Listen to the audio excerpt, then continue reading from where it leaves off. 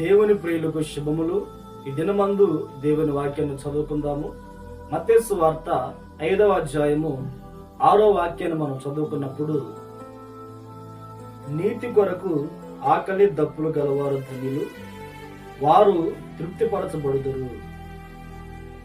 ప్రియ దేవుని బిడ్డలారా, యేసు క్రీస్తు రక్తము చేత కడగబడిన ప్రతి వారును కూడా నీతిగా బ్రతకాలి, నీతిగా జీవించాలి అనే ఆకలి దప్పిక మనము కలిగి ఉండాలి. ఈ లోకంలో ఉన్న మనుషులు కొంతమంది ఈ లోక సంబంధమైన ఆకలి దప్పుల చేత నడిపించబడుతూ ఉన్నారు. ఈ లోకమే స్థిరమనుకొని సంపాదన మీద ఆకలి దప్పిక కలిగి నడిపించబడుతూ ఉన్నారు. ఈ లోకంలో పేరు ప్రఖ్యాతలు సంపాదించుకోవాలని ఆ రీతిగా ఆకలి దప్పిక కలిగి నడిపించబడుతూ ఉన్నారు. ఈ లోక సంబంధమైన ప్రతిదీ కూడా సమకూర్చుకొని జీవించాలి అనే ఆకలి దప్పిక కలిగి నడిపించబడుతూ ఉన్నారు. యేసు క్రీస్తుని వెంబడిస్తున్న మనమైతే నీతిగా బ్రతకాలి, నీతిగా జీవించాలనే ఆకలి దప్పిక మనము కలిగి ఉండాలి. బైబిల్ గ్రంథంలో అనేక మంది భక్తులు వారు నీతిగా బ్రతికారు. అబ్రహాము గారిని మనం గమనించినప్పుడు నీతిమంతుడు అని రాయబడి ఉన్నది.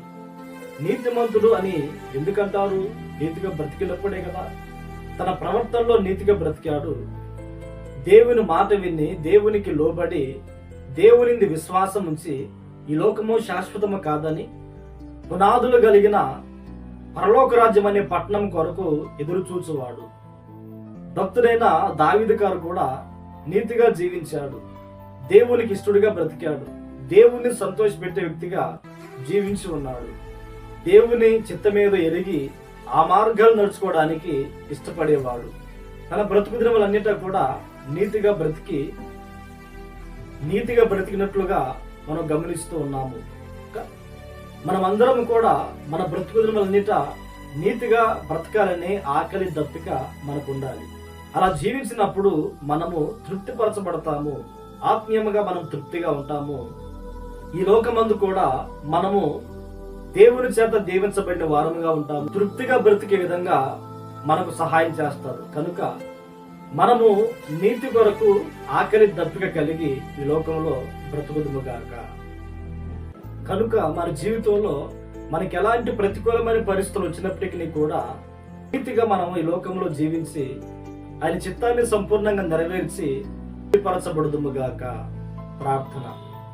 మహాగణుడా, మహాపరిశుద్ధుడా, ఆశ్చర్యకరుడా, మిమ్మల్ని వెంబడిస్తున్న మేము ఈ లోకమందు నీతి కొరకు ఆకలి దప్పిక కలిగి జీవించుటకు సహాయం చేయుచున్నారు.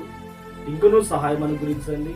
ఈ మాటలు విని ప్రార్థనలు ఏకీభవించిన వారిని కూడా ఆ రీతిగా బ్రతుకుటకు సహాయం అనుగ్రహించి మహిమను పొందమని యేసు నామములో ప్రార్థించి అడిగి పొంది ఉన్నాము తండ్రి.